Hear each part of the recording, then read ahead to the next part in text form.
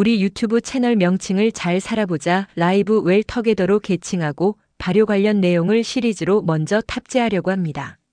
앞으로 발효 관련 시리즈의 세부 내용은 김용현 교수의 설명으로 듣겠습니다.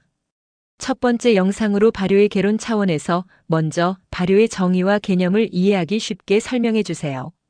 발효는 세 가지 측면에서 정리가 될 것 같아요. 하나는 뭐냐면 우리가 발효하려고 하는 물질, 요거를 발효 기질이라고 이야기를 하고요.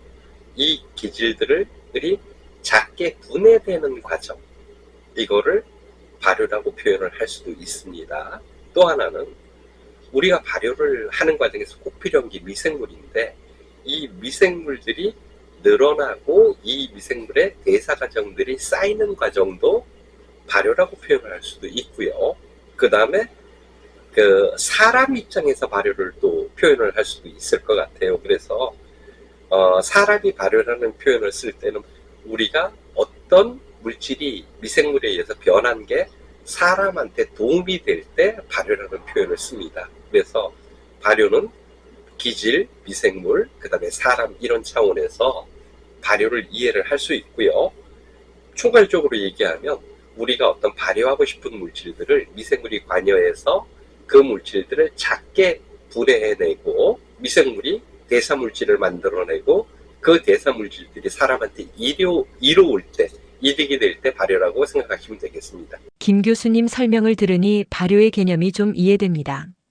그런데 발효 관련 전문 지식이 부족한 일반인들은 발효와 부패의 차이를 정확히 설명하기가 쉽지는 않습니다. 그래서 발효와 부패의 차이점에 관해서도 이해하기 쉽게 설명해 주세요. 기질들이 미생물에 의해서 분해되는 전체 과정 중에서 이것이 자연 상태에서 이루어질 때는 우리가 이거를 그냥 미생물에 의한 분해라고 표현을 합니다. 근데 사람의 입장에서 봤을 때 그렇게 온 물질이 사람의 건강을 지키거나 영양소로 쓰일 때는 발효라는 표현을 씁니다. 그래서 우리가 김치, 된장, 고추장 이런 건 전부 다 발효라는 표현을 쓰게 되고요. 그 다음에 이렇게 만들어진 물질에 독성이 있거나 또는 유해한 미생물이 만들어서 인체에 피해를 입히는 것을 부패한다, 썩는다, 이렇게 독을 만드는 부분을 부패라고 보시면 됩니다. 일부 사람들은 오미자청, 매실청 등의 액기스를 담아놓고는 이런 걸 발효라고 오해하는 경우도 있는 것 같습니다. 발효와 청의 차이점에 관해서도 이해하기 쉽게 설명해 주세요. 발효와 청의 차이는 미생물이 관여하느냐 안 하느냐를 가지고 구분을 해요. 그러니까 예를 들어서 발효는 설탕이라든가 소금을 미생물이 잘 자라는 농도로 정해지고 그 다음에 산소라든가 온도라든가 이런 것들 인위적으로 조절해서 우리가 원하는 물질을 얻는 과정인데, 청은 식품이나 물질을 보존하는 기술이에요. 그래서 미생물이 못 자라게 설탕을 50% 정도 집어넣어서 원물과 설탕을 반반 집어넣어서 얘를 그냥 처리해놓고 꽉 닫아놓으면 미생물이 자라지를 못합니다. 이 상태로 물질이 보존되어 있는 액 또는 원물을 청이라고 표현하면 됩니다. 그러면 이미 청으로 담아놓은 건 발효로 전환할 수는 없나요? 대부분 기질과 설탕을 반반 섞은 것을 발효로 잘못 알고 있는데 이건 분명히 오류이고요. 여기다가 무엇을 처리하면 되냐면요, 미생물이 자랄 수 있는 조건을 갖춰주는 거죠. 그 조건은 단순하게도 전체 물질에다가 25% 정도의 물을 집어넣게 되면 설탕의 농도가 40% 밑으로 내려가서 미생물이 자랄 수 있는 조건이 됩니다. 그 이후에 거기다가 반드시 미생물을 종균으로 접종을 해야 되겠죠. 미생물로 접종이 끝나고 나면 그 이후에 일정하게 온도를 맞추고 산소를 공급하고 이런 작업들을 통해서 미생물이 잘 자라고 얘들이 대사작용을 할 수 있게끔 도와주면 청은 언제든 발효로 바꿀 수 있습니다. 다음은 발효의 범위를 좀 더 넓혀서 자연 생태계의 발효와 인체 내에서의 발효로 구분할 수 있을 것 같은데 이 두 가지 형태의 발효에 관해서도 이해하기 쉽게 설명해 주세요. 인체에서 일어나는 발효를 우리는 소화라고 합니다.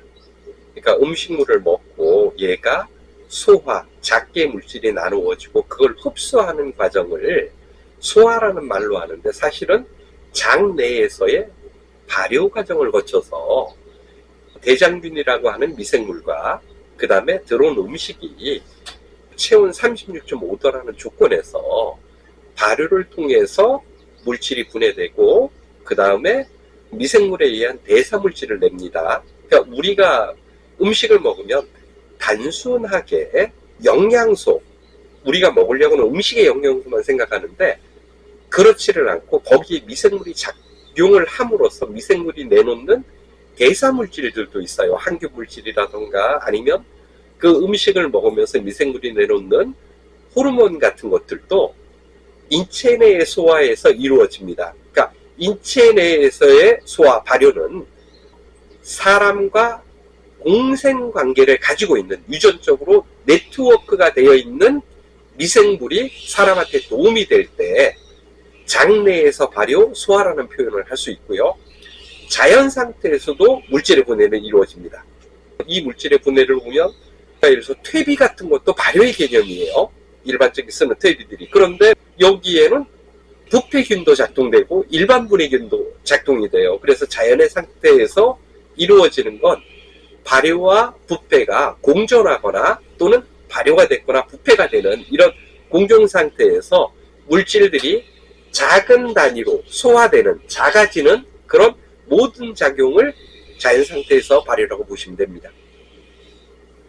그러면 한 가지 더 생각해 볼 건 우리가 음식물을 먹으면 미생물도 음식물과 함께 섭취할 것 같은데 설사가 나는 경우는 부패균이 들어와서 그런 걸까요? 우리가 음식을 통해서나 오염된 물을 통해서 미생물은 언제든지 들어올 수 있습니다. 그럴 때 pH가 아주 낮은 염산이 균들을 죽입니다. 그러고 나면 얘들이 장내로 내려가서 영양소로 쓰일 수 있는데 많은 걸 먹다 보면 얘가 위산에서 다 죽지를 않고 소장이라던가 대장으로 넘어가게 되고요. 그러면 그 조건에서 얘들이 잘 살 수 있는 조건이 되면 이게 병원균이 되고 설사를 유발하고 이런 그 병 발생을 하는 거죠. 그런데 예를 들어서 제가 냉이를 캐 먹었다고 가정을 하면 냉이에도 그 5, 6종의 미생물이 살고 있습니다. 아무리 깨끗하게 세척을 해도. 그래도 그 미생물이 들어왔을 때는 그 미생물과 인체 유전자는 서로 공유되는 유전자를 갖고 있어요. 그건 무슨 뜻이냐면 이 미생물이 들어와서 분해가 될 때 인체에 유익한 물질을 만들고 인체가 활용할 수 있는 물질을 만든다는 그런 뜻이에요. 그래서 미생물들이 뭐 유익하고 또는 유익하지 않고 그 다음에 인체에서 그런 것들을 방어하고 방어하지 않고 우리가 음식을 먹을 때 깨끗하게 세척하고 멸균을 하고 끓여 먹는 이런 작업도 필요하지만 그 인체에 해롭지 않는 미생물들만 선발해서 요것들로 물질을 분해해서 먹는 발효라는 방식을 취하게 되면 절대 몸에 해롭지 않습니다. 지금까지는 발효의 개념 등 발효의 전반적인 내용을 알아보았는데 발효가 우리에게 왜 중요한지 그 이유를 좀 설명해 주세요. 생명 활동의 출발점. 어떤 생명체가 살기 위해서는 음식을 통해서 에너지를 가지고 오는 작업과 그 음식에 들어있는 방어 물질을 흡수하는 것, 이 두 가지 부분으로 나누어지는데 발효가 이루어지지 않는다는 그 가정을 하는 순간 우리가 먹은 음식은 전부 다 하나도 소화되지 않고 그 상태 변으로 되어서 장을 막아서 죽게 돼요. 그러니까 발효는 인체에서 생명활동을 유지하는 거고 이것이 발효가 됨으로써 생명에 필요한 물질을 얻어내는 과정이죠. 발효가 없다면 생명의 활동이나 이건 불가능한 일입니다.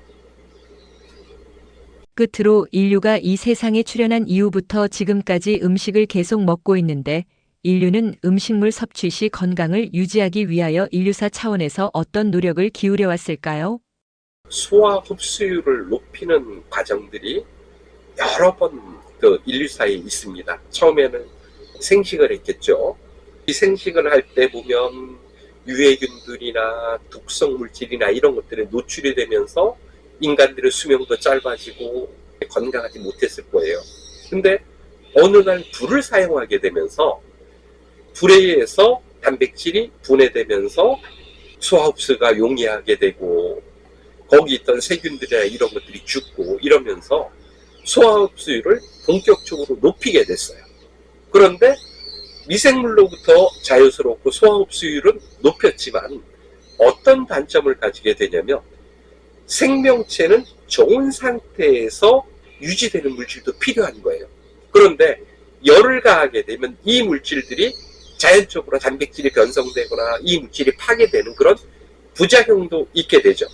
그래서 우리가 정착 생활을 하고 이러면서 술이라던가 발효식품들을 만들어 먹으면서 한편으로는 고온으로 열을 가해서 끓여서 먹는 식품으로 그 식품의 흡수율도 높이고 좋은 상태에 발효를 함으로써 낮은 상태에 있는 물질들을 흡수할 수 있는 두 개의 식품 섭취 방법을 통해서 인간의 수명과 건강은 유지가 된 거죠. 그런데 지금 보면 열로 끓이는 음식이 거의 대부분이라는 거죠.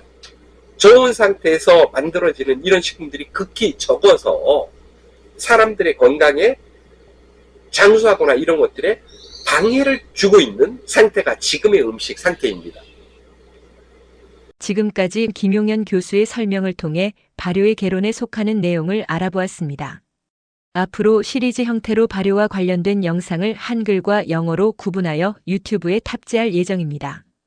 발효에 관심 있는 국내외 여러분들께서 저희 유튜브 채널을 애용해 주시기 바랍니다. 끝까지 시청해 주셔서 감사합니다.